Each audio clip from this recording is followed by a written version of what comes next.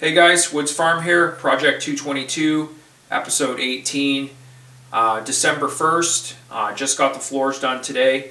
The two sections that need to bolt down, I've got that completed, and the sheet metal for the floor near the pedals, that's in place. So basically the floors are complete and we can move on.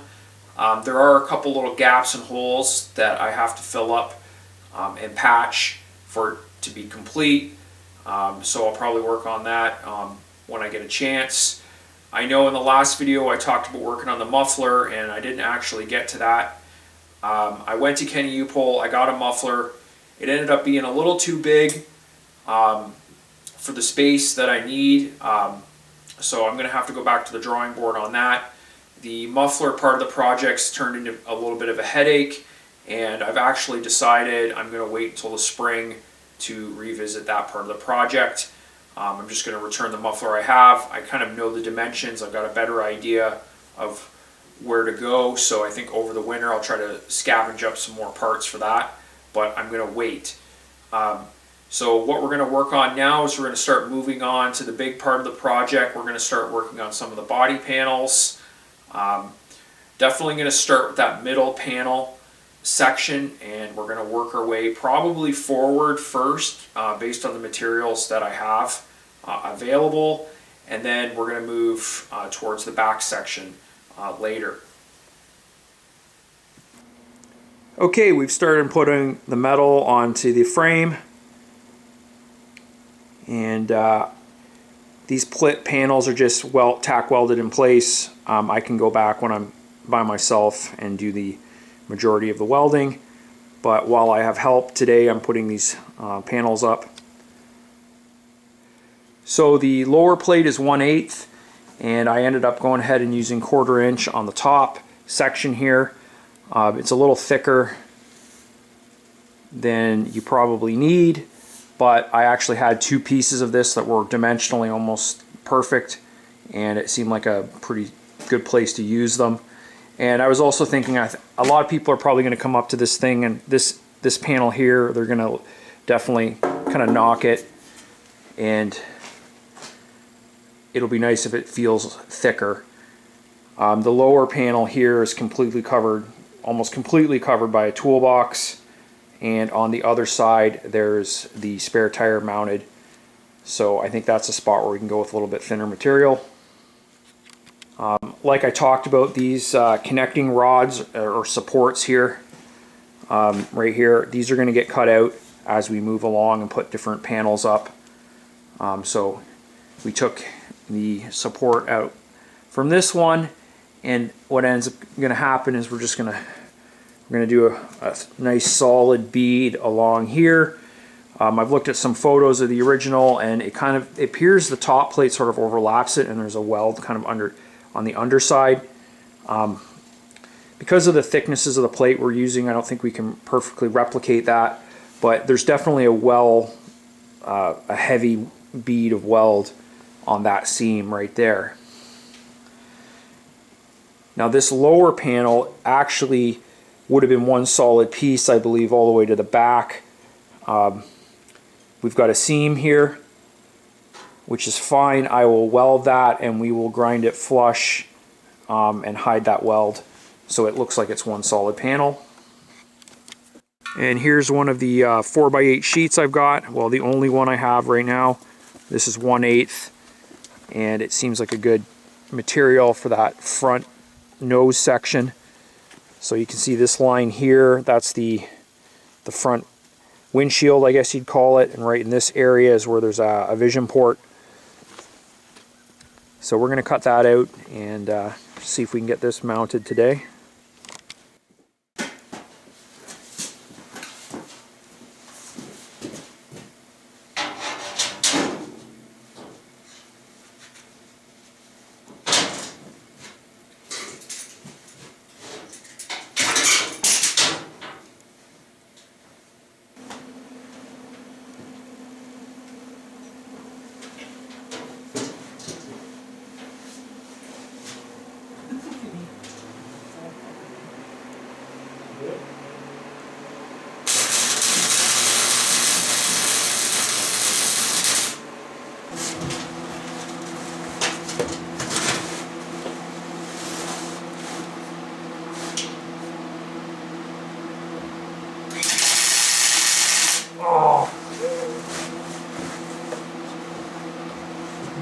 It just sparks all over me. Yeah.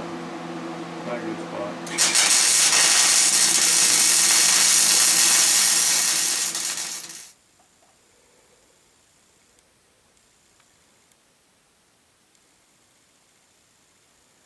Okay, there's another panel on. We made pretty good progress today. We just took our time, tried to make sure everything was cut as precisely as possible. Of course, that's a big piece of material, so we're really worried about screwing it up. We took a long time debating on the position and size of this vision port on the driver's side. We're going for a Series 5, which is the late war version.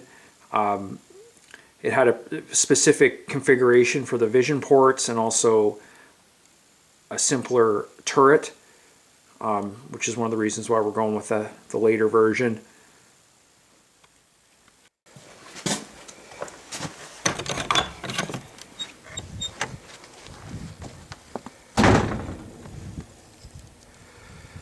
Just got back from a run up to Ottawa, and I managed to scavenge a pretty big piece of plate steel.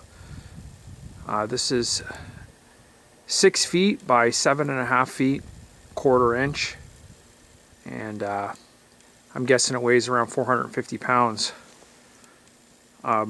Picked it up from a kind of office recycling guy, and apparently he cleans out government warehouses and stuff, and this is one of the pieces that he picked up. So I got it for a smoking good deal. Really, literally a fraction of the price of what this would have cost us new. So he had it in a sea container, and we sort of slid it out and then pretty much just like flipped it right into the truck. There was 3 of us.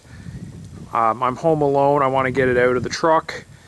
Originally my plan was to weld some mounting points to it, 4 kind of mounting points where I could chain onto it and lift it up with my tractor.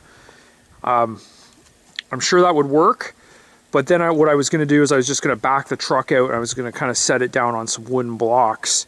And the plan is, the sheet is so big and so heavy, I'm going to do a series of gross cuts using the patterning I have, and kind of chop it down into more manageable pieces. But it's getting late, and I have just enough room in the garage.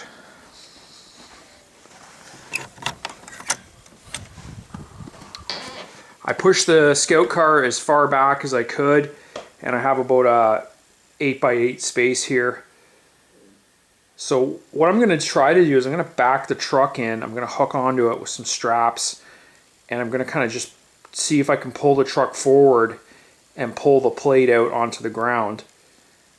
It's not as elegant as the tractor idea, but we'll see. It should get the job done. And I end up with the plate in the garage instead of outside. The problem with the tractor, if I pick it up with the bucket, I'm not even sure I'll be able to bring it into the garage through the garage door.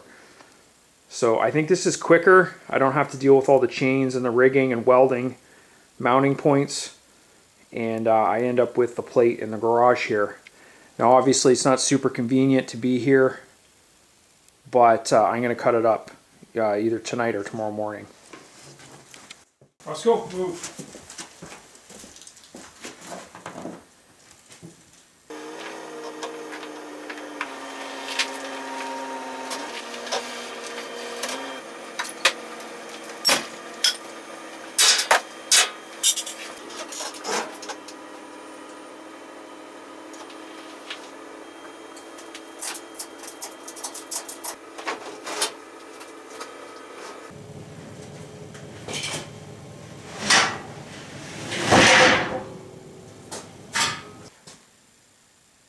Well, I got it halfway out.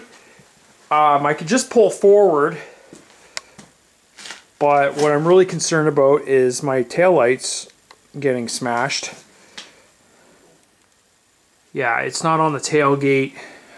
I think if I come further forward, it's just going to rake down on these.